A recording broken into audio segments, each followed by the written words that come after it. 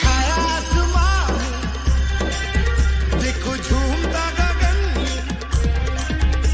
है छाया आसमां देखो झूमता गगन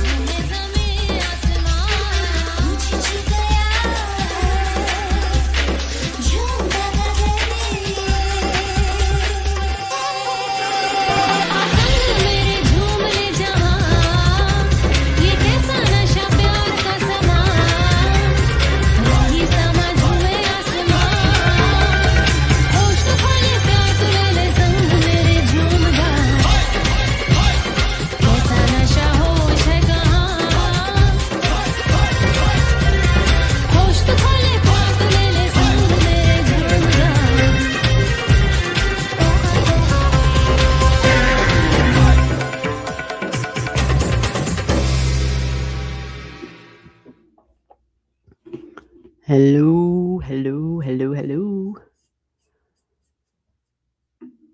Here we go. Tuesday afternoon. Can't really call it a surprise live anymore. It says we're live. Let's see what we can see here. All right. This is G. You're watching Allastrology.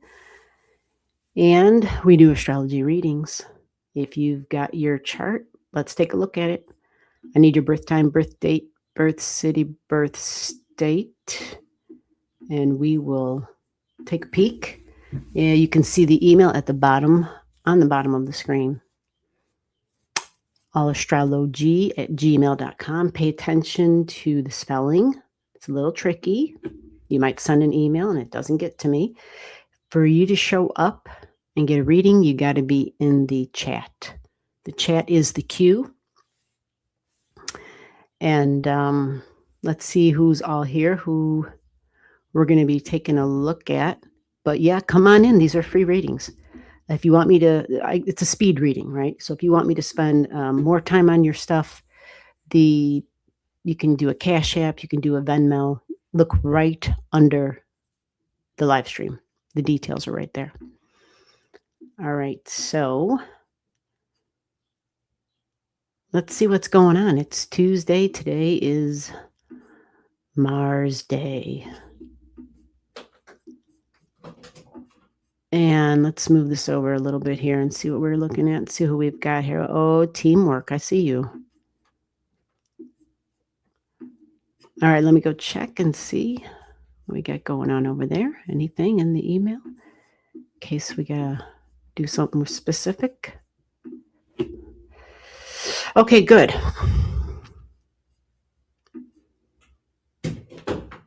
Okay, teamwork. Excellent. Good job.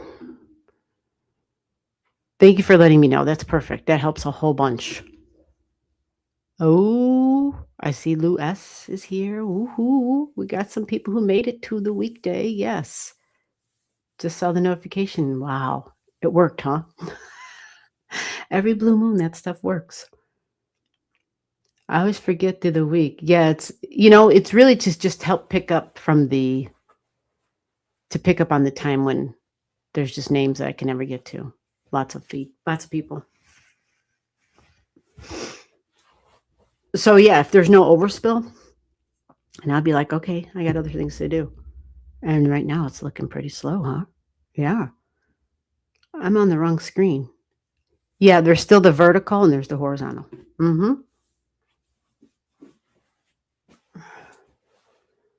I got stuff laying around here. Okay. Well, Lou, are we taking a look? Yeah. Get your digits. Birth time, birth date, birth city, birth state. Now I'm on the right one. Oh, I think you're on the right one. You said you were just going to be, yeah. So that means no dates. You haven't gotten any options or any dates, teamwork. Mm-hmm. Think I'm the one here. Mr. Reborn. Yes, I see you, Mr. Reborn. Mm-hmm. Yeah. For a Mars Day, it's a quiet day. I usually try to go a little bit earlier. It just didn't work out today at all to get on here sooner. So, Lou, you're next. Are we looking at your chart?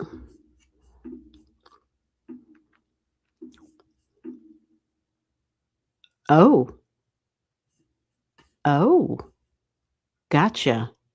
You just met with the surgeon today. Oh. Well, that's good. At least things are progressing.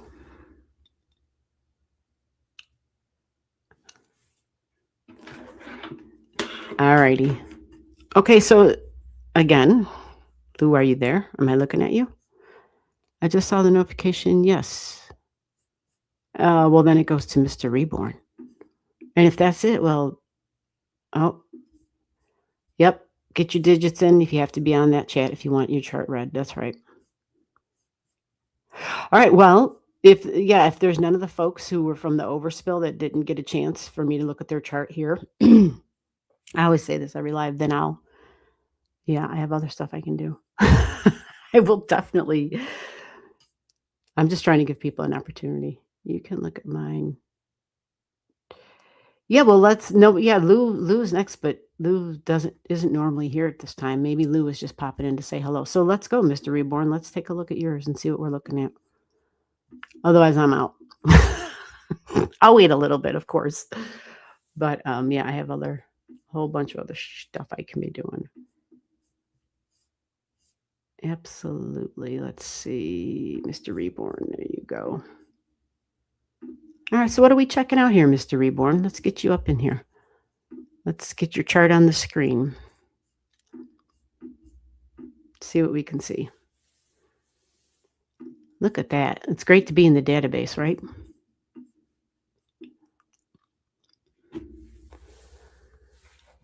Oh, okie dokie. Ah, all right. Mr. Reborn, Sun in the 12th.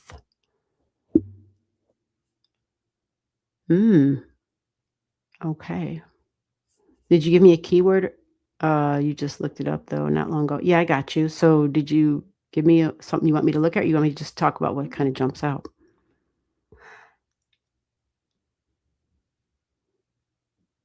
Yeah, that sometimes when people have the Capricorn in that 12th house, like that can be really powerful energy.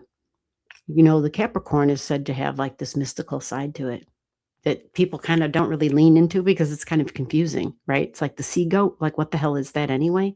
Right? It's an earth sign, but it's a sea goat. How do you understand that? But being in the 12th house, and having your sun there and your Mercury there, and your Mercury is ahead of your sun, you probably know a little something about that. Your Mercury trines your Chiron as well. Interesting. Okay. Chiron in the 3rd house. Yeah, for some reason, like I said, your Capricorn was like the first thing. So that can definitely be career, long-term goals. Yeah. But that mystical side of that Capricorn energy, what is that sea goat energy anyway? Right? What does it turn into? What is the spiritual side of Capricorn? Is there such a thing? Yeah, you know what some would say that it is? Yeah, a sense of belonging rather than a sense of worth based on just on worldly success. Mhm. Honoring feelings, unity, oneness, kind of like a nurturing kind of energy. But in the 12th house, it speaks to like all the like Pisces stuff. Meditation and prayer, definitely understanding unity and oneness. Do you feel like you experienced that? I mean, you got Mercury there ahead of your sun. Means you might get information ahead of time as well. Hey, Donna, I see you there. Well, you know what they say about the 12th house? For people who've got stuff there anyway, that's the placement of you just know shit. You don't know how you know it. You don't know why you know it. It's just in your head. You just know it. There's just things you know. And sure, some of it can be a little, out there, but not so much when it comes to Cappy energy. That's usually the energy of reality. So it's a real strange mixture of material, tangible, hardcore, like long-term goals, and I can pick it up and hold it in my hand in the non-tangible 12th house. So it's the combination of how do you kind of like live in both realms, live in both worlds. Pisces in the first and in the second house a little bit, but that Aquarian energy, that makes it tricky too. And the Venus there. So what that means is, yeah, there's going to come a time when that Pluto is going to touch in with that Venus of yours. And man, the 22 degrees Capricorn, dude, that was the pandemic stuff. Yeah, that was Saturn and Jupiter right on your freaking nodes. Holy crap. That had to be a thing.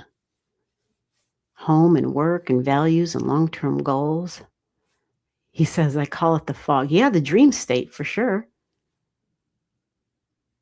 The dream state. Yeah. What the fog does, that works. And the other thing too that's really pronounced is that, yeah, I think that moon in Cappy, 27 degrees, Mercury degree. I'd say that's a big deal. So it's the mixture of the mother and the father energy. Can be difficulty when it comes to, I don't know. The past, it's going to be really strong.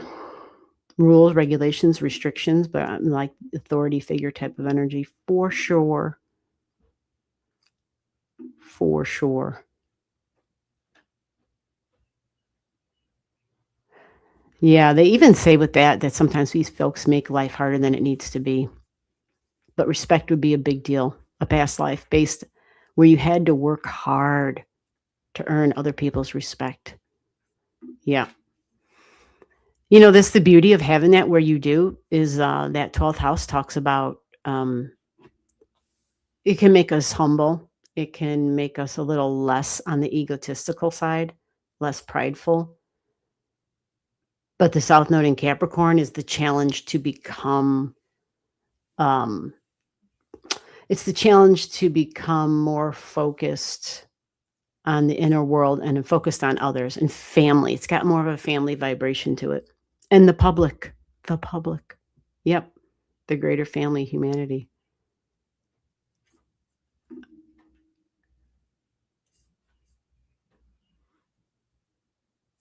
Alrighty. So here you go for, oh, wait a minute. Let me change this really quick for you, and then we're going to flip it.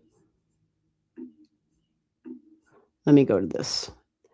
So here we are. Look at everyone. Venus in Cancer. Family, home, emotions, property, emotional stability. It's a big time when people have like family reunions. Venus in Cancer. So this is the two great benefics, folks. We got Venus and Jupiter together, the two great benefics in Cancer.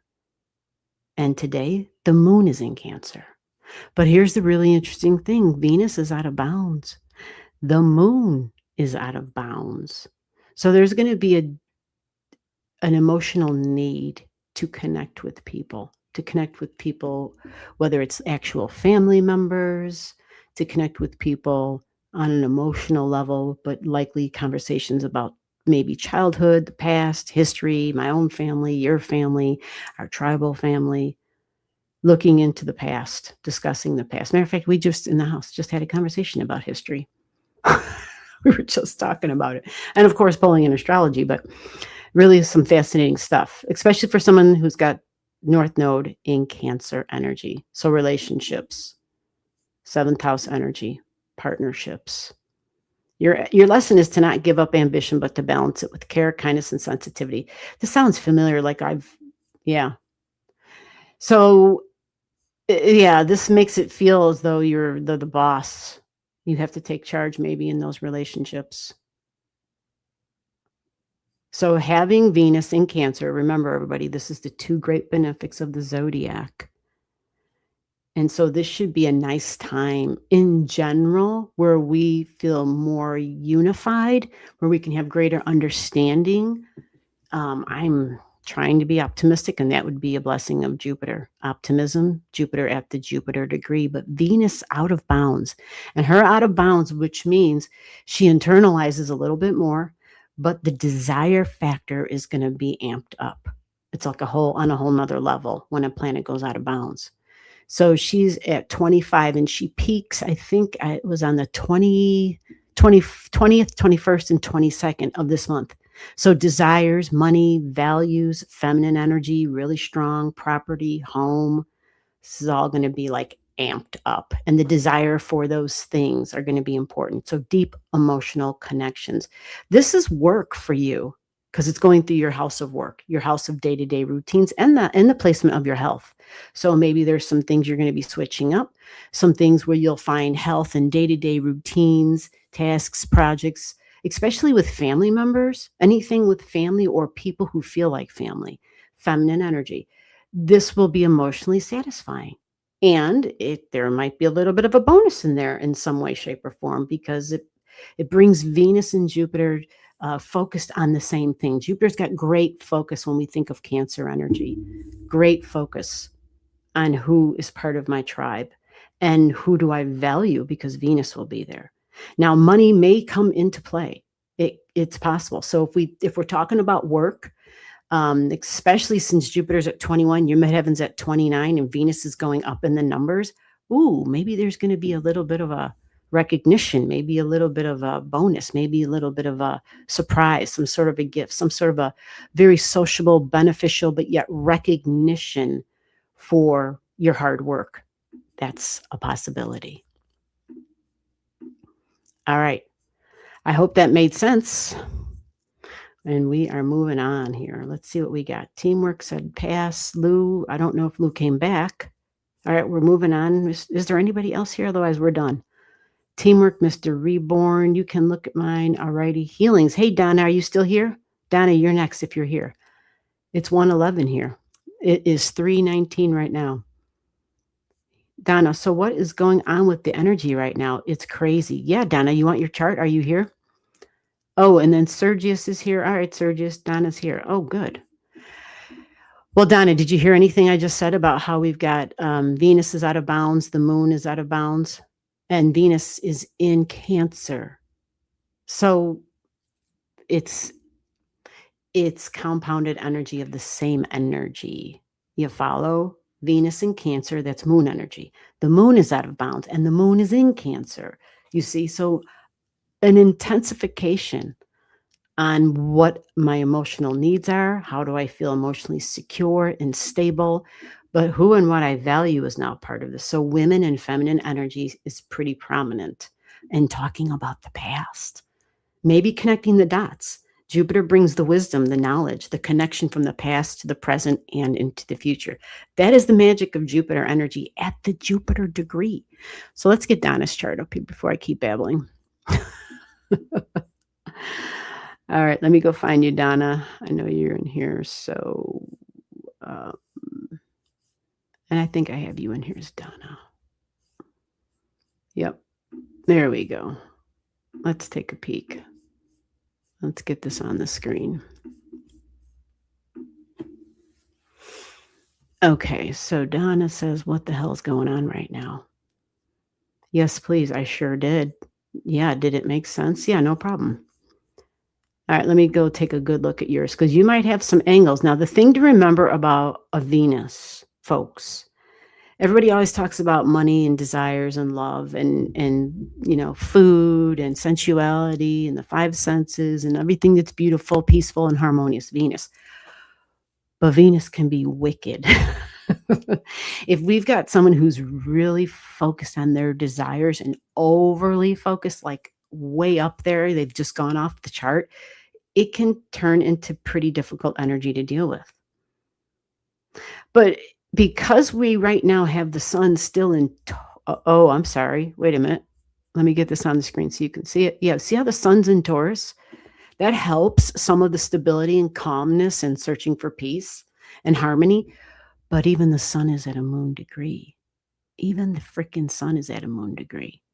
Now, Donna, for you specifically, coworkers, neighbors, peers, siblings, social media. Why? Because look at your chart. You have Mercury sitting right there on your second house cusp line. You've got Mercury, which was just on top of your Mars. So this would have been aggressive, possibly, communications, assertive communications, rapid, rapid communications. We can also be really optimistic, but it can be short, it can be fast bursts. Yeah, it's Mars, it just kind of jumps in, jumps out. And maybe even technical difficulties because, just some of the stuff that's going on up in the sky and Uranus at 1 degrees in the astrology. 1 degrees conjunct your Mars. Have you been getting less sleep? I would think so. Maybe not right at this moment because we're already at 5, but when Mercury was on top of your Mars, because Mercury would have just been on Uranus energy and you probably wouldn't have needed a whole bunch of sleep. Okay, so now you have Venus sitting on your sun, Donna. Your sun is how you express. Yep. And it's conjunct your north node. All right. So this is that caring, nurturing energy. And home is a big deal. Home and family is a big deal. Strong emotions, for sure. Possibly emotional reactions, especially if you're in a protective mama bear mode. And we can be that towards anybody. Do you know what I'm saying? It doesn't have to be just our blood children that we are like, where we can have that warm, big mama bear thing that comes out.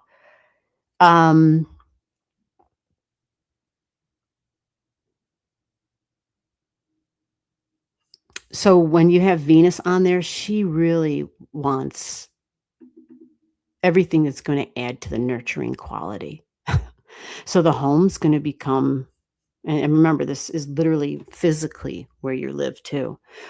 Again, this is a kind of a mixed bag for you in that communication's huge because this is about home, but it's all in your third house. So sometimes we can be super sensitive. I'm going to give you a quick example of the sun and Cancer energy in the third house. I was just talking with somebody not too long ago, and it was actually like a text message somebody had sent me. And then the following day, it was a silly text message. It wasn't anything major at all. It was something super simple.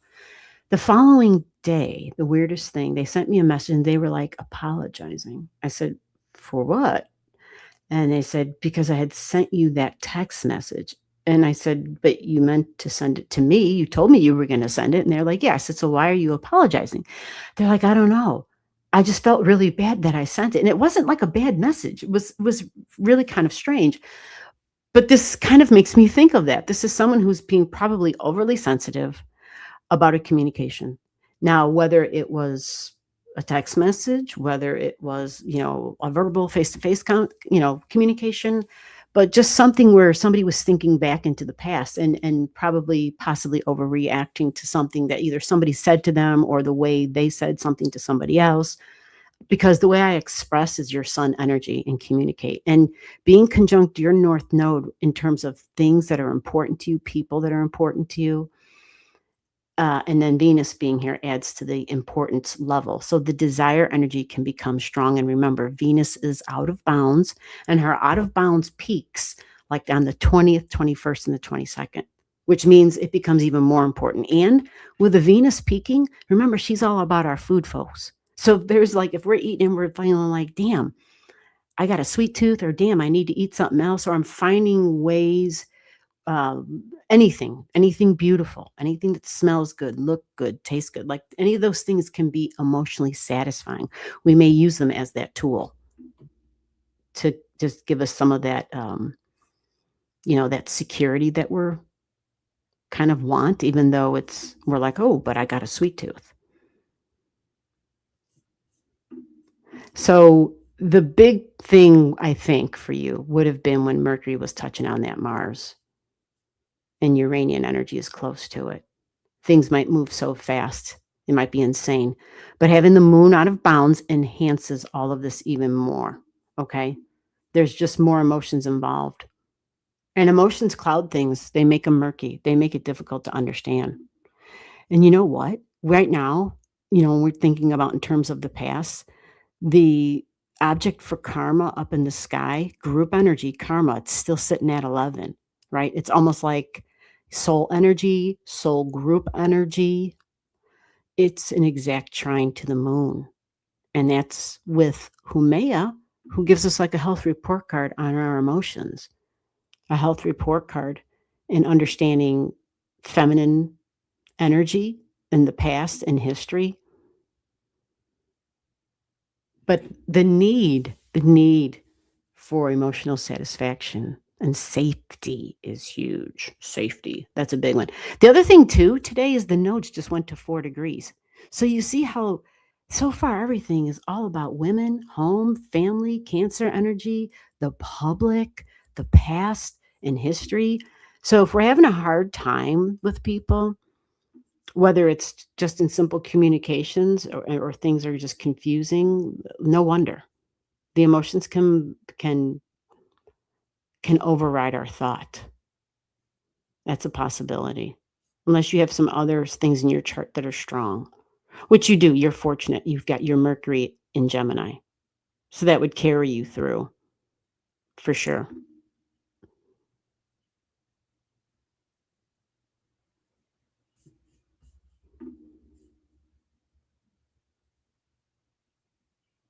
Yeah, I'm just looking to see if there was something else that's messing with your Mercury though. Um yeah.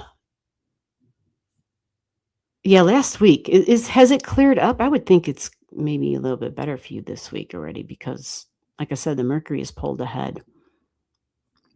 But you are in the cycle where you have Uranus conjunct Mars regardless, and that's not going to be a one and done thing, you know? It won't leave your Mars alone for another month, Donna. Where the Uranus energy, which is like disruptive communications, fast communications, technology, assertive, aggressive, maybe even initiating something new for sure, because that's Mars. Better now for sure. Okay, yeah, that makes sense. Oh, you guys have the same thing. And here you are. That makes sense, doesn't it? All right, let's go to the next one.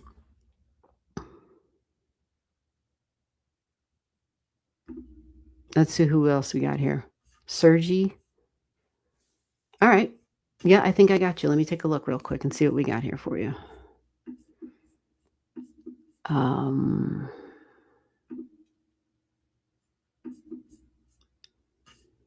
So yeah, Donna, remember, you got another month, a full month of Uranus right on top of your Mars. It won't be till mid-July when that Uranian energy gets off of your Mars. Let's go see SER. I know it was under that name because I recognize that name, so I know that's got to be under that name. Oh no, Sergi, do I not have it under that name? What's going on here? Let me go find that name. Sergi is 648. You read for me. Oh, good. You put in the information. Okay, career. I can do that. Let's get your information. All right, let me look through the S's one more time. It's a lot easier. Maybe I went too fast. There's a lot of S's. Holy shit, Sergi's not in here. Now, why did I not have Sergius 648?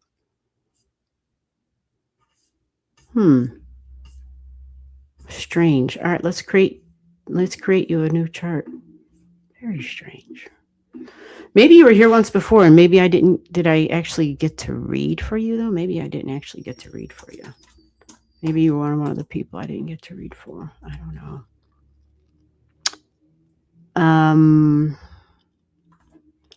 All right, so we have August 8th, 1982.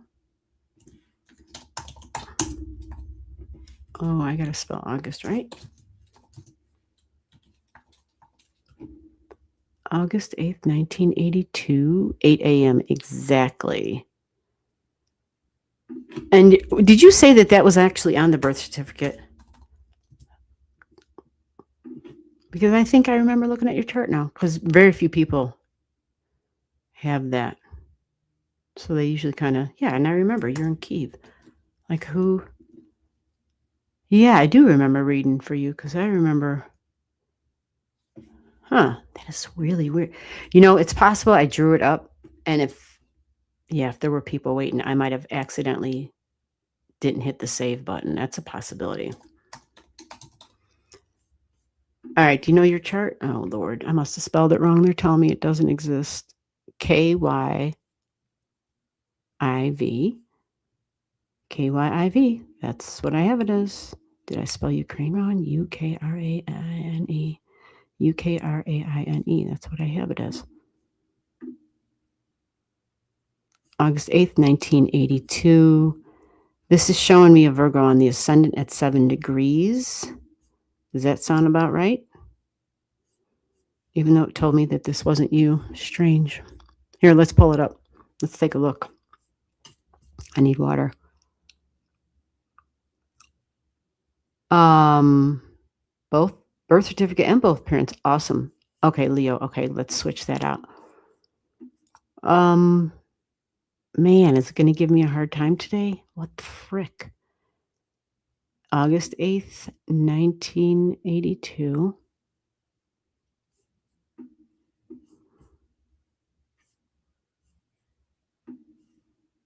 8 a.m. exactly. 8 a.m. Maybe I'll try to spell this in a different way and see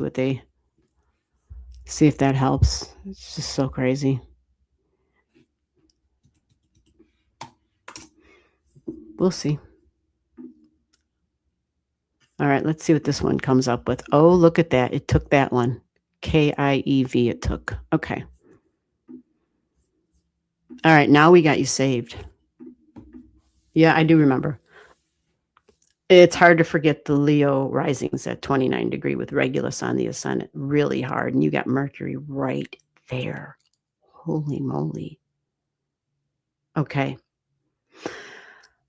All right. So Uranus is going to go through your Gemini energy. Uranus in your midheaven career.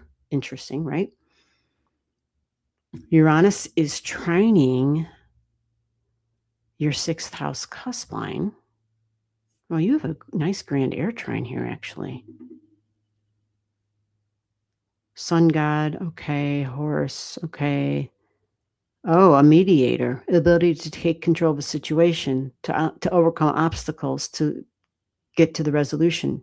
It's insight that enables you to get past blocks, to work around them. So you're the workaround king, okay, to reach the goal. So that's your gift. You're the workarounder, okay. You have a nice grand air trine with that, which means you'd be able to do that using words and in communication and thinking, figuring out solutions. Okay, that can be used in any of these fields. Did you say tech? I don't think you said tech, but you've got tech on the 6th house cusp line of technology and work.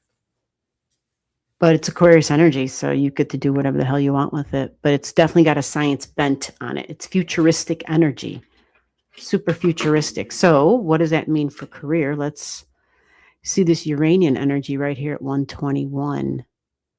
Okay, you already had Mercury trining it. Uranus says I need to break out and break free and break away. Are you trying to do that? Like it's not just work and careers and I want to get a raise or something. I want to try to get out of the same field maybe. Or at least be more independent, especially with Uranus going through the 10th. I'm the boss of the bosses. I'm the boss of myself. That's probably a big desire, I would think. You don't have, let me see, what's your birth? 82. Okay, let me see if we can see some other stuff real quick here. The sun will get there. Yeah, you got a nice sextile going to your 12th house, foreigners, foreign lands, foreign language, foreign country. Your sun is in the 12th house. Another person, sun in the 12th house. So these people usually work behind the scenes. So if you're doing tech, that makes sense. But there's more of a creative vibe that comes out of the 12th house for you, especially with Leo energy and Pisces. Whew, yeah. Theater, sound, color, even painting, but words and music and just, yeah, it's very dramatic energy, very theatrical, performative energy. These are even like politicians. I mean, just saying, just saying. um, Leo has a great sense of humor usually too, quick in the mind, right? That Aquarius at the opposition. And you have Pluto here, which says, I'm changing my work. Now, honestly, looking at this, the sun is going to get to the 28, 29. It's going to be conjunct Uranian energy. Maybe you'll, get a little bit of a recognition, possibly a little bit of a burst. But I think you would have already kind of received that with your midheaven at 19 degrees of Taurus, like all the stuff that went through Taurus, right? So how about this? Mars just entered Taurus energy. It's a big day today, actually. Mars entered Taurus and Venus entered Cancer. So it's a nice sextile that these two make with each other. And that talks about a need for emotional security. Okay. But that's with Venus. Mars and Taurus is like, I need the financial security, damn it. Show me the money. So when Mars gets to your midheaven, that's some time away. It's not super long, but it's quicker than, I don't know, it's quicker than waiting for Uranus to line up to your Saturn down here. Your Saturn's at 17. That's going to be a minute before that happens. If you're looking for a long-term change and breakaway. But recognition and rewards can still come. Let me see if Mars, Mars is your great malefic. Shit. Okay, that changes that a little bit. Let me go see where Jupiter is for you. You have Jupiter in water. Oh, then there you go. You're waiting. Oh, yeah. So you have Venus training your natal Jupiter, which is conjunct your natal Mars. Okay, third house of information and communications. That's a mixed bag, isn't it? Yeah, it is. It's a mixed bag for you. But it can be beneficial. It can be good communications that come. Jupiter usually provides a protective bubble, but Jupiter kind of requires hope, optimism, and faith. Like that's the thing about the Jupiter energy. It kind of requires us to tap into something we can't hold in our hand. Some people on a baby Jupiter level would like maybe hold the Bible in their hand because it's something material and tangible. But Jupiter is a visual thing. But your Jupiter in Scorpio has some power behind it. This is history here. You've got a lot of history. These people are major fighters, major generals, like in battles and shit, because it's conjunct your Mars. These are those people who, part of the crusade type of energy, even really strong. So there might be some stuff that you're working on as far as history in the past and that you're sorting out. And that makes it difficult because Jupiter also involves your future. So this is kind of complex. Yeah, this is complex because this is, when we look at these two energies and we think of shared values, shared resources, shared money, right? Yeah. And you've got the nodes in your seventh house, and they're going to be at 2 degrees at this time. This is June. This is mid-June we're looking at. But if we even move it back a little bit, June 9th, Mars is going to touch your midheaven. And what that normally means is we're going to take action on this new goal, this new direction, this new ambition that I have. And this is to establish my material long-term financial security. So Mars helps us to take action and to start something new. And if you're thinking of it, well, Mars is going to say, hey, let's do it. And at least get our feet out, dipped into the water type of thing. The other thing too is let me get rid of this for you real quick. If you look at your natal Uranus, you see that at 0? So that tech thing, that makes a lot of sense. Comes up again and yours is at 0. So this is, I might travel, right? but it's different and new, but it's really strong pioneer energy, really strong. I think I even act tech and like, yeah, spaceships and shit. Because it's like I'm going off the planet, man. I'm going off the planet. It's the ultimate seeker with Uranus energy there. So new, different, super original and inventive. Now this is in home. This is in the placement of home and family. So maybe home being on the road, but maybe being some people feel better on the road. Some people, even though they may live in a place, they may notice a cycle that they move every 6, 7 years or something. And some people just leave their shit and they just pick up and go to the next place and they don't take anything with them, short of a suitcase full of clothes and maybe a few other odd items, but they just leave everything behind. They don't hold on to anything. However, Scorpio energy kind of tends to hold on to stuff. But I do see partnership energy here and really a big focus on the future. And this is connected to home and family and your foundations. And your foundations are based on we're always going to be seeking and searching. So that might be a little bit of a tricky energy if you're not one that likes to be on the roam, but you do have a nice amount of fire in your chart. So that should absolutely help you to kind of always be in this lively momentum. Whereas if you had like Taurus energy down here anywhere in the second, third, or fourth, although Scorpio is fixed, but Saggy is the seeker, man. It goes on a freaking journey. So sometimes these folks, they'll work the regular 9 to 5 and they'll stick with it. And I know somebody who's got this in like 30 years, same job, right? But boy, that person had to be on their vacation like every few months or so, like every 4 or 5 months. They had to be gone. Like it had to be penciled in. And like the next one had to already be set up before they got back from the other one. Because to travel and to seek and to search and do, like that was a part of their emotional need. It was a part of their experiencing freedom.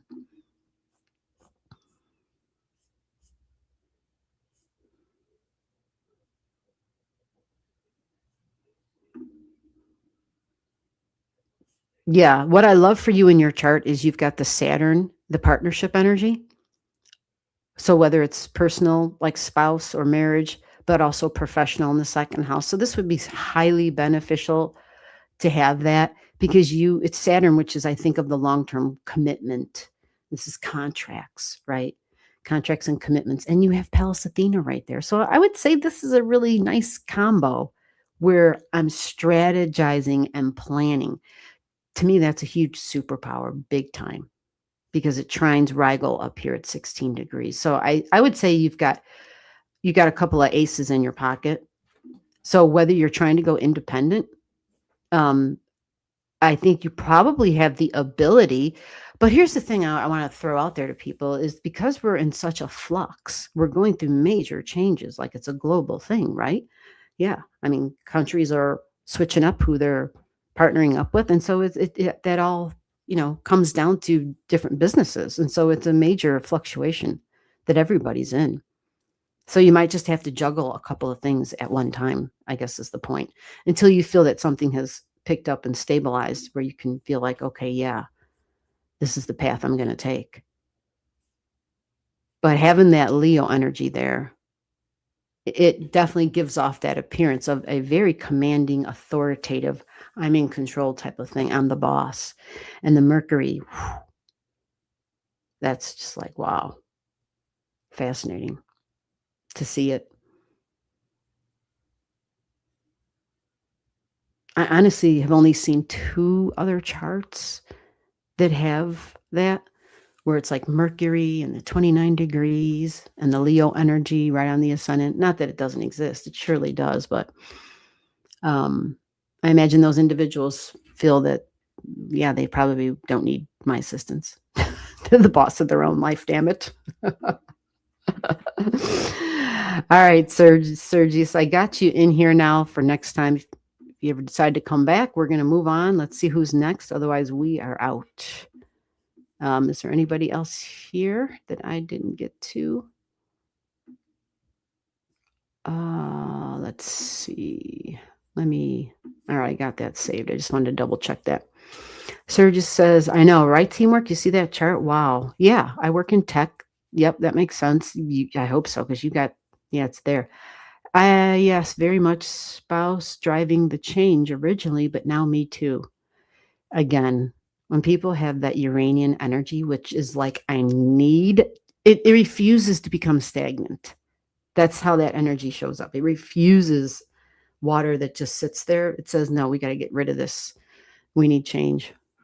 Yeah, thank you. It's all resonating. Been acting already, just not getting results so far. Yep, keep at it. You've got a lot of really wonderful things in your chart. I don't have any, major concerns. When I see charts like that, you've just got a lot of wonderful stuff to help. All right, so now we've got, who do we got here? April 14th, 2004. Have you seen your chart before? Gorab? I don't know if that's how you say it, so forgive my lack of skills reading names. Oh, wait a minute. Let's move this over here. There we go. So we got, what is that? India? North. Okay. Wow. So North 24 PGS. I never heard of that. What the hell is that? Okay. Let's see what I come up with. And no, you have never seen your chart? And you have 11:56 p.m.? Okay. Oh, you've never seen your chart. Well, this makes that tricky. Every blue moon, the software gets weird on me and will show me something that's not accurate. And so I always say, hey, are you this? But I could, we'll see if how many people, so far it's dead as can be. So if it's still really slow, then maybe I'll have time. I can draw it up on a different software system for you so we can double check it just to make sure. Otherwise, it's frustrating reading charts that aren't people's charts. They're looking at me like I got 4 eyeballs, and I'm like, well, shit, it ain't your chart. I didn't know. Yeah, April 14th. Ooh, I have a sibling with that birthday. Not 2004, but April 14th. And 11:56 p.m. Let's do that.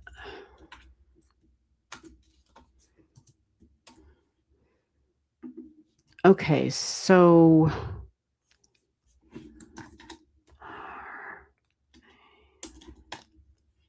all right.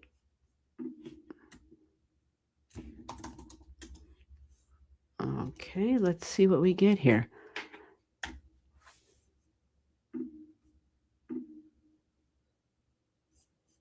All right, so yeah, let me scroll over to here and get this in here, and let's see what we can take a look at here. Now, you said that you don't really know for sure. So let me see if I can access this other software really quick, and we'll do a backup chart for you just to make sure that we've got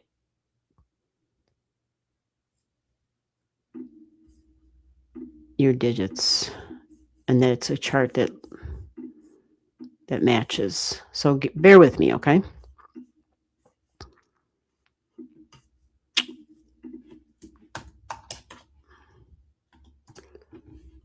And April 14th. So hold on, we're almost there. 11:56.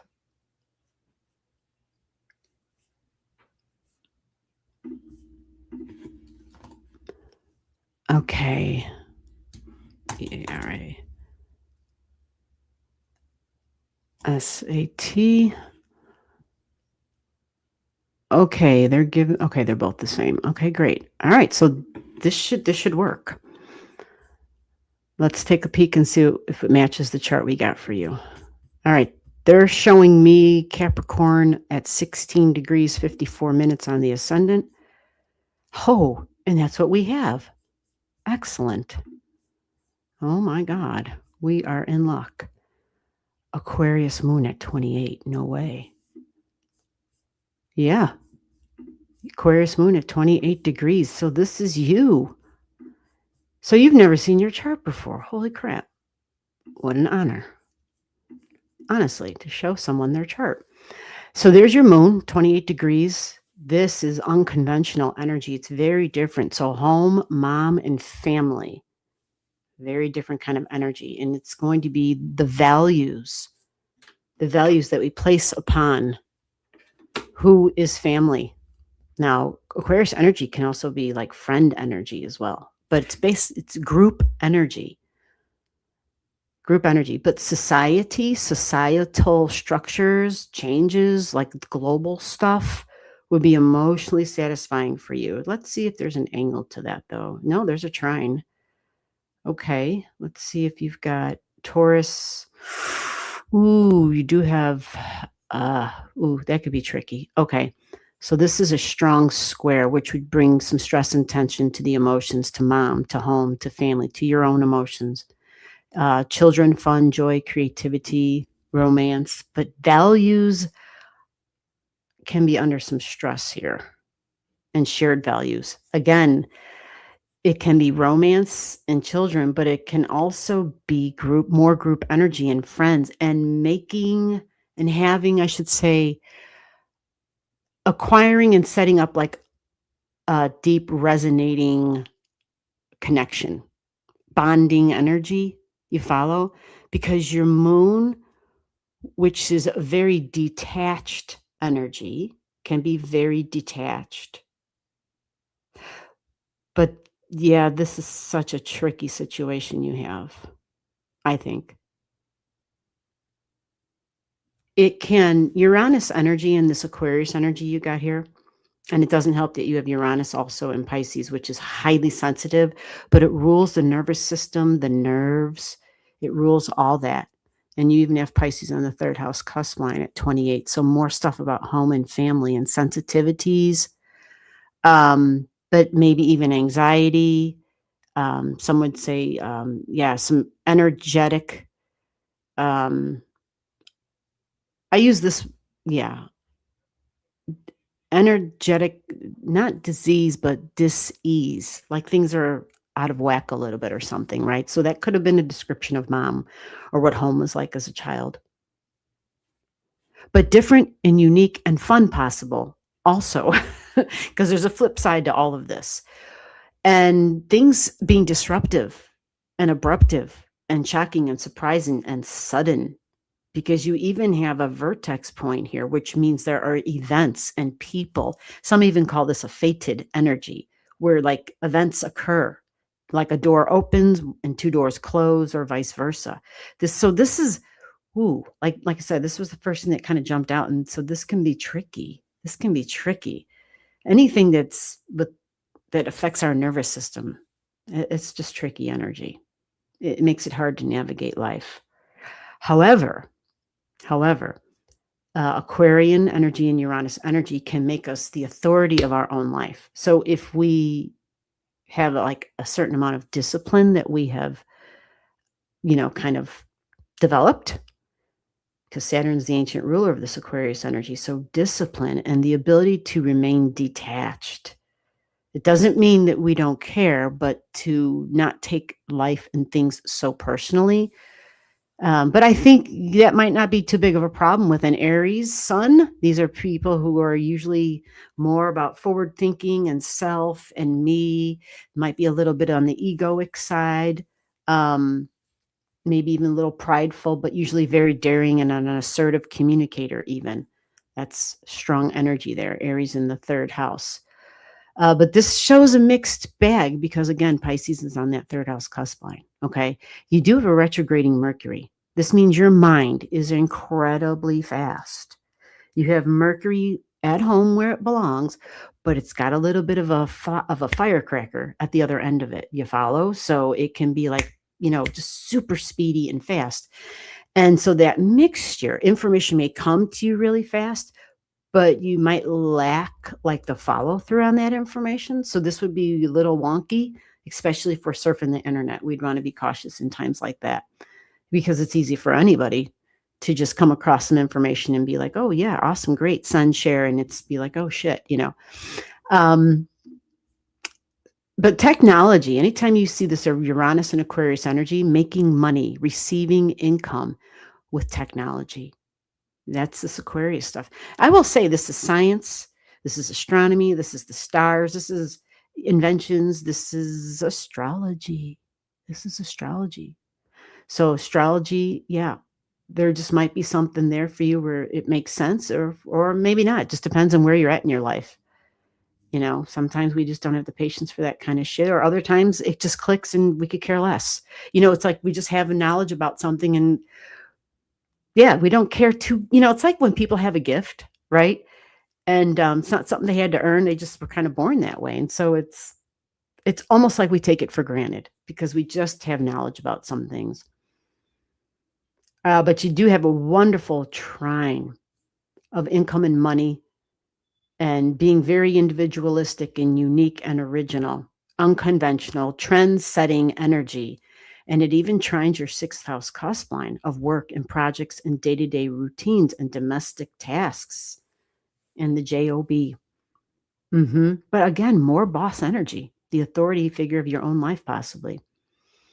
You've got your Mars and Venus together in the house of having a good time, loving variety, entertainment, and play. Oh, this is big. Peers, siblings, neighbors, coworkers, having a good time together. Yeah, that's that Gemini. Loves to learn. Learning would be fun. Teaching might even be fun. You even have like the teacher energy too on your second house. Publishing energy, income and money. And then you have law in the house of law and judges and lawyers. Wow, interesting chart. Scorpio at the midheaven at 0. Taurus at 0. This means in our home, we are going to be extremely fixed, like we're not going to budge. This would be tricky energy for you. Now, at the same time, you've got some Scorpio energy, which is your superpower. It talks about really fixed energy as well. And this is with shared values, natural resources, the occult. And in the 10th house, there might be a few things that you are definitely aware of. This is occult energy. This is the hidden, the unknown. And with that, you even have a Pluto retrograding because Pluto is a ruler of that, along with your Mars energy. So learning and knowledge and group energy comes up again. Occult information about the group. Possibly corporations. This makes me think of insurance companies, but this can also be unionizing type of energy. Shared values, taxes, tariffs. I think I said insurances already, but this is the ultimate researcher. You know, Scorpio is the super detective of the zodiac. So when people have this up at their midheaven, they're like the excavators. You know, they're going to dig, they're going to drill for shit. They're going to get to the bottom of it. They're going to get to the truth, damn it. Come hell or high water, they're going to get to the truth. They're going to dig till they find the oil. They're going to dig till they find the gold. So yeah, if you haven't seen your chart, the only way to confirm that it makes sense for you is for somebody to just look at it and read it. And for you to be like, yeah, that makes sense, or no, it doesn't make sense. This chart does show that you have a wound in the first house. Your physical body would have been when you were very, very small. And it may had to do with, you know, it's Capricorn, so it can be like knees, bones, structures of our body, even our teeth, possibly, maybe even possibly the skin. It's in the first house. So you would have been quite small. So there would have been a wound connected to that. And sometimes those wounds are from another time. But it can even make us feel possibly even a little insecure because it's in the first house of this is my appearance even. So there might be something about you because you're a Capricorn on the rising where these people usually have like this authoritative look, like they look like a boss type of energy. So there might be a connection to having like a painful experience, maybe with dad. It could be with mom. It could be with anybody who was an authority figure, possibly. And sometimes these folks could even be take on a profession as being a healer in some capacity, because this is Chiron this little green thing. This is Chiron, the wounded healer. The wounded healer. And you have Juno partnerships very close to it. Right there, that's Juno. So that would be professional partnerships. And Capricorn is usually like corporations and what I'm building for my long-term financial security, right? And look, you got Jupiter up there in your 8th house. And Jupiter's, yeah,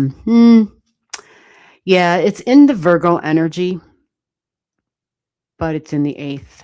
And usually these folks are pretty damn smart, especially when we're talking about some of the occult stuff. Yeah. Saturn in the house of health again. Saturn in your 1st house, so it's spine stuff. Can be spinal stuff, can be restrictions, slowdowns. All right. And this may have to do with, again, home and family and mom having a family. Yeah, some people want children. They can't have children, or it feels like they can't have them because it hasn't happened yet. But overall, you have a nice, huge water trine there. You really do, a really strong supportive trine. The biggest thing I would say you could take away from in looking at your chart here is recognizing the 0 degrees on your midheaven and the 0 degrees in the home. Fixed energy at 0 degrees is extremely intense.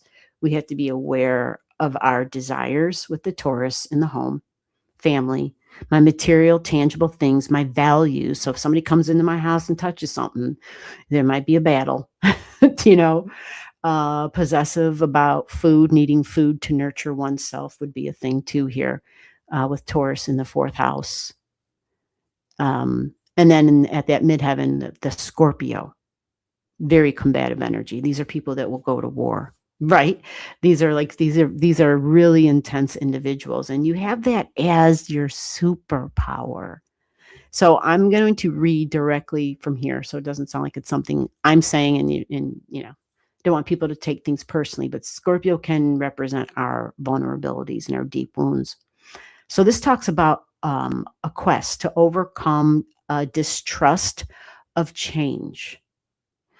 It's to develop creative outlets for the intense emotions and to avoid lashing out, whether it's at loved ones or whatnot, people that you're close to. It talks about suffering as well and traumatic endings in past lives, which leaves us with deep emotional wounds and a feeling possibly of being cheated. And considering this is in that 10th house placement of father, of authority figure, but also career, right? It can be wounds connected to that as well, in addition to, really. But it does, 10th house also says, I'm not going to just give this to you. You have to work hard at it over a long period of time. Okay. So in learning this life's lesson of trusting the process of change, you will develop a newfound sense of peace and stability. And this energy requires a lot of time and a lot of work in terms of developing a trust to have created these deeply bonded relationships. So trust in self would be a big deal there. All righty. I think, let's see. I hope that helps. You haven't seen your chart. Hopefully that gave you a little something to think about. I know that was kind of probably a lot, but I'm saving it. That way you have it. And I'm going to jump over to the Gmail real quick. And if I don't see anything there, let me go here real quick and hit this refresher. And yeah. Okay, anybody else? This is G, and I look at charts. So if you are welcome. I hope it made some sense for you.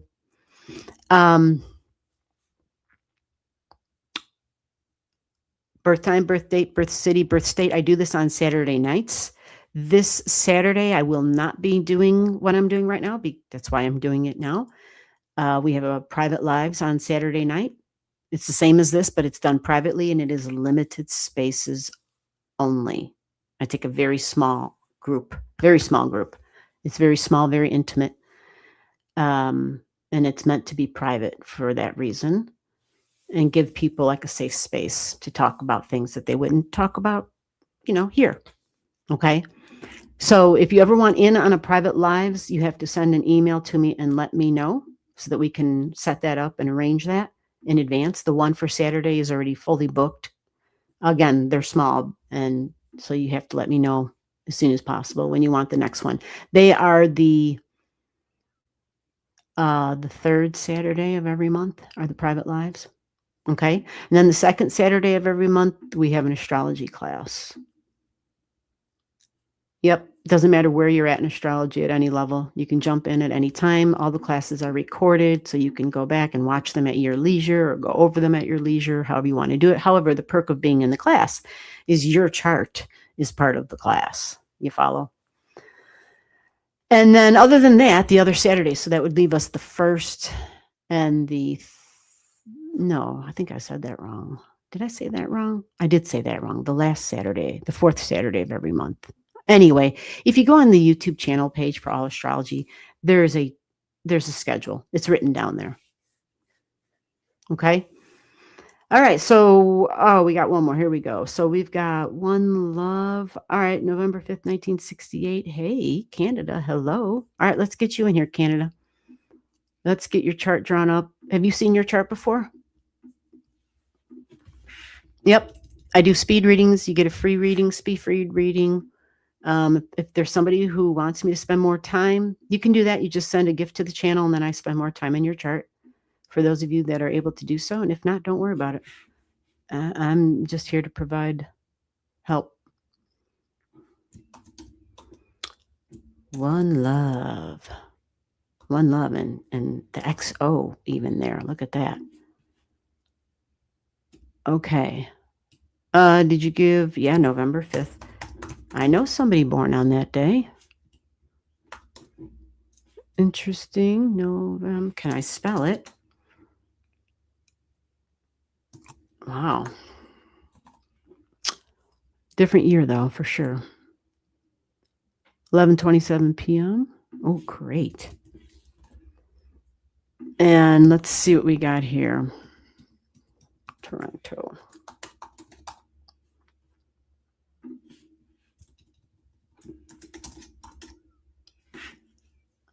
I thought it was going to be really hot in here because I have to like shut the windows and shit. Because the kids in the neighborhood sometimes like really just, they've got all the devices, all the toys, all the go-karts flying down the street and shit.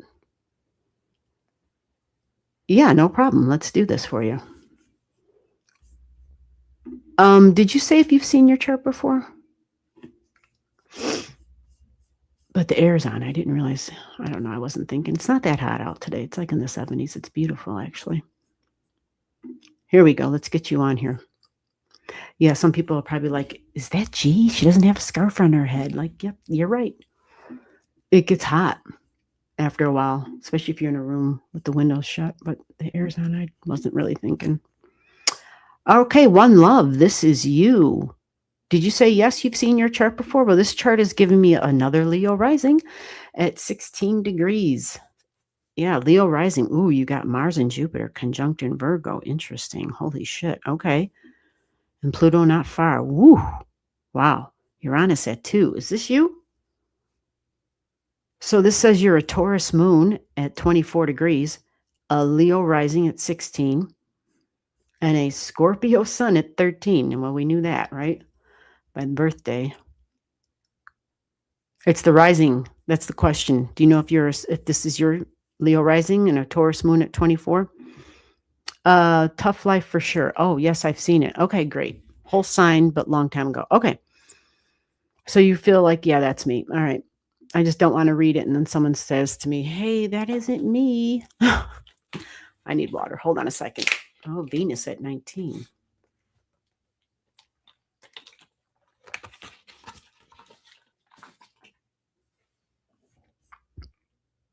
Okay. Saturn, a retrograde Saturn, tough life for sure. No doubt about it with a Saturn that's in a retrograde. So I'm going to ask you what I ask everybody when I see a Saturn retrograde in the chart. Do you feel like you've lived this life before? I don't have a Saturn retrograde, but that's the teaching. And I don't assume it's true. So I just ask people, can you confirm that?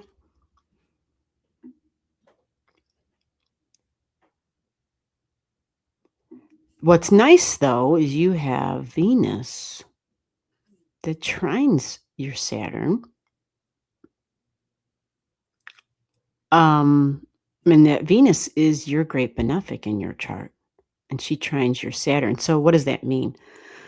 Well, it is interesting. Venus can represent relationships. And honestly, people who have Saggy in the 5th house and in the 7th house, it can be tricky. Not that there is nothing else that's tricky. There can be a lot of other configurations that are tricky for people, but Sagittarius wants freedom. Ultimately, it's always on the search. It's always seeking. And this is in the house. This is in the house of fun and play. That's what it's in the house of. So your love language in this chart, right? One love. So I don't know if you're looking for a relationship, but I don't know if you want to focus, if you're looking for male or female. And the only reason I'm asking that, and that's outdated, I get it.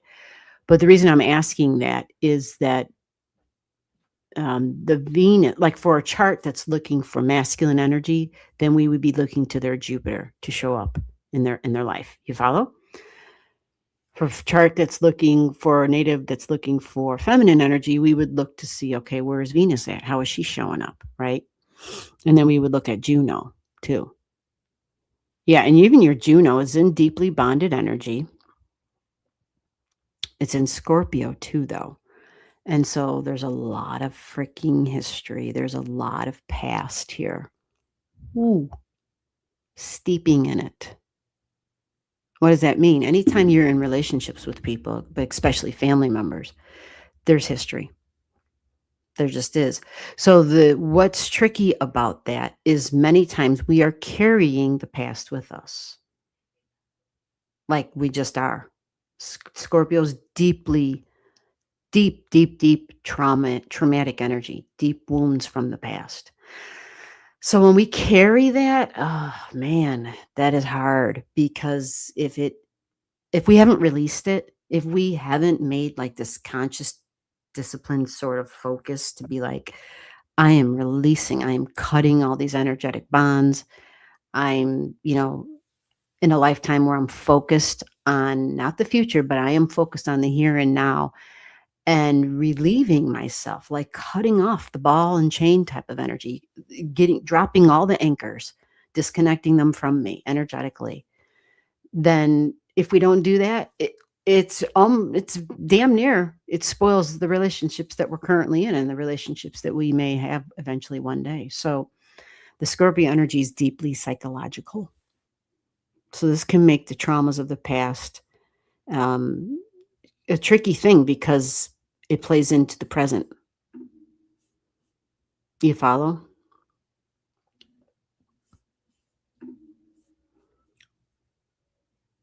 Yeah, you have Neptune. Okay, that makes sense. That makes sense. So as far as bonded energy and people that you do bond with, especially when you meet these people, and they might even, other than our own family members, right? Because this can be complicated with home and family and mom. It can show that there's trauma and wounds through the mother's lineage even. All right. Like the transgenerational astrology stuff. It can show up that way. And I see the direct connection to the past and karma big time, because it's Neptune with your moon right across from it. Mom, home, and family. But it's in the house of dad and career. So it's almost like there's a mixture of the mom and dad, or mom being the dad, or possibly vice versa. But the mystery and the occult and the wounds and the father and the authority figure energy is here in your 4th house. And again, the moving forward stuff. Okay, so with all that said now, because you have to kind of understand all of that. Otherwise, we're stuck in the past. It doesn't matter how many new relationships we start, we can get stuck. not realizing it's the past that's holding us back. Yeah, and you even have a Jupiter degree in relationships and karmic energy here too, but also the past. So this talks about a quest to become self-empowered, a tendency to be indecisive, always considering the needs of others first. And now it's about discovering a sense of your own identity. You follow? Looks like you might have some help in that though. A boost, and confident and outgoing energy. God, these are all retrogrades here in the 9th house. This is, again, my body, my appearance, me taking action, me initiating, me starting. This can be traveling, this can be higher education, but always seeking and searching energy. This can also be the placement of publishing because you have Saturn there. That might be important. Saturn is about my career and long-term goals. But wanting to explore other cultures, other ways of life, other theology, other religions and spirituality. Yeah, that can be a thing. This can also be the placement of like justice and law. Justice, law, and freedoms. Holy shit. This would be a fighter for those things with all this Aries here, the fighter, the Marine, the warrior, the soldier. And there's history of all of that because look, this looks like you might even have been a medic. You see that? Mars and Jupiter conjunct at 28, the one who can nurture, but it's in the healing energy of the Virgo, a nurse of some sort even. Doesn't mean you can't do that right now. You absolutely could. Some sort of a domestic capacity, possibly even. Usually not very flashy or, but it's Virgo, the fixer. They come in and they can make things better than when they found them.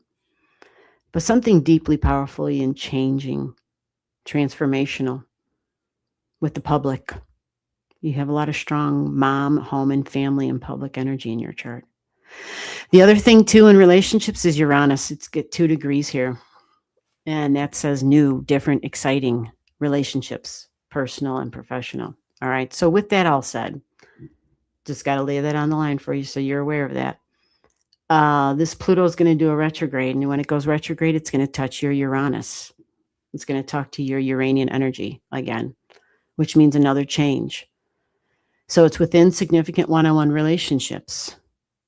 It can be professional as far as jobs. It can be contracts. If you do contract work, it can just be simply something like that. Your midheaven, you said relationships. Are you looking for something serious, like saying, hey, what about, the reverse roles, mother, father? Yep. This all makes sense. I followed for sure a couple of years ago, just put myself first and selfish. Yeah. Yes, mom is the narcissist. Yeah. You know what? We were just having a huge conversation about this in the house today about narcissism. I was sharing a story about some teacher who was talking about stages of narcissism and how we're not supposed to stay in that stage, but that it is a vital stage that we have it. And then once we evolve and grow and mature, we move out of that stage. But we first have to have that stage to first understand like self-worth and to put ourselves first and to gain a firm ground of self-esteem. Once we value ourselves, then we value others and we have healthy boundaries. Scorpio energy does not know the meaning of the word healthy boundaries, just in general, because their energy, the way it's designed, energetically, literally, is to probe and to penetrate. Like that's what Scorpio energy does. So it can probe and penetrate energetically. Sure, it can do it physically, right? But it can also do it energetically. And that can be a tricky thing. So if this was a mom thing, that would be very difficult. Because this would be emotional warfare, psychological warfare. Like that's how I do battle with you psychologically. Yeah. Manipulative with the emotions. Oh my God. Yeah, there's a lot of karmic shit here. So it's interesting, right? Big focus on mom, and the nodes are at 4. This is all really important to understand before we can move forward.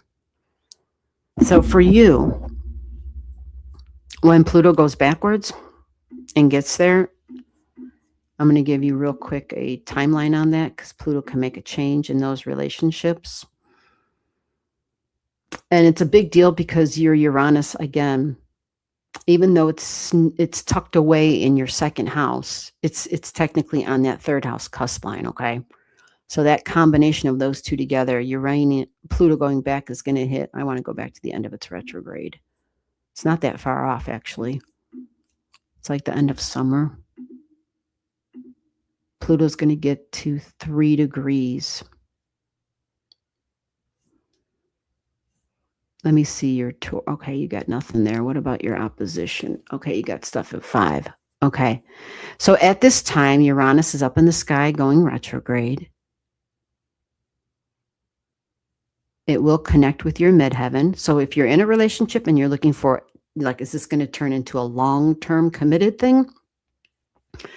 With Saturn going through the 9th house of I'm thinking about my future, and Saturn is about commitments.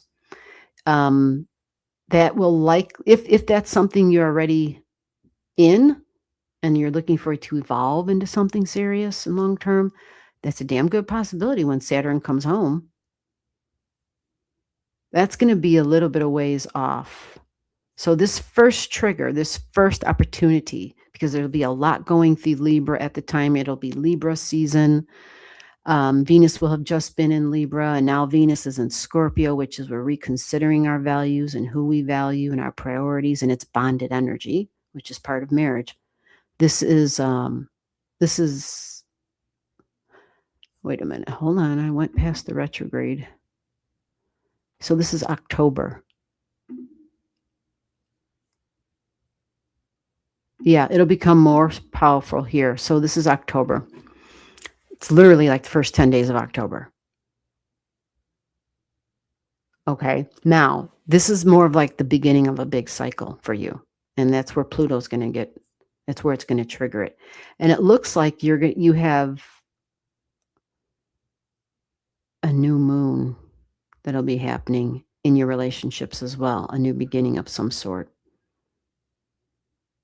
Again, it can be professional. This is in your 3rd house. So it's talking, it's sales, it's communication, can be social media. It's 3rd house. It's networking, whether it's in your local community, but contract work. This is 3rd house is also the writer, by the way. It is the law and lawyers. So October begins a cycle for you. And this will be a huge cycle for a lot of folks, really. But then I'm looking at your bigger cycle, which is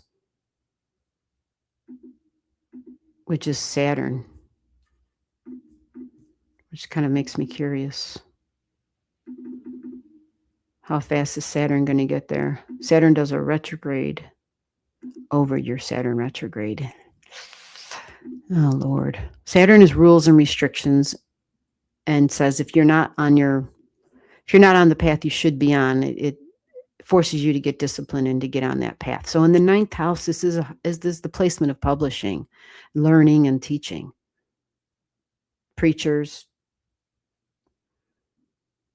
higher knowledge, wisdom, spirituality, religion, law, lawyer energy. It is traveler. This would be the ultimate adventurer. You know, the person who's, the global adventurer, right? Aries in the 9th. So this is like not until 2027, but it's in the first 4 months of 2027, April of 2027. Yeah. A little bit of action going on there. And Saturn is coming home to you and saying it's time to get serious. And even Juno's going to be there, partnership. See that? And then Mercury's going to be there. Ooh. Saturn talks about long-term commitments and what we're building for the future. This looks like this could be a big time for you. It could be a big time.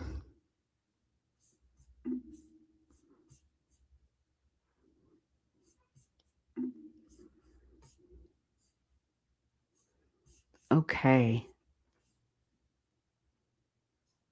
So did you answer? Let me see. Let me go to your comment real quick. Did you say anything about if you felt like you were reliving a life? Do you know what I'm saying? Like if this life has felt so heavy and burdensome that you felt like, oh my God, I know I've done this shit before. This all makes sense. Follow for her couple. Just put my yeah. I think I saw that narcissistic mom. Yeah, hoping a loving relationship with.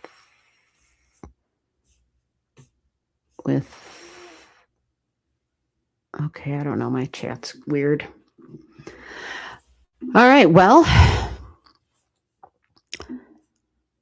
the long-term commitments in the Saturn energy comes down to beliefs, and it is very hopeful because you have Aries in the house of hope, literally initiating and starting and responsibility and duties, but long-term commitments. And you're even going to have Mars trining your Saturn at that time. Wow.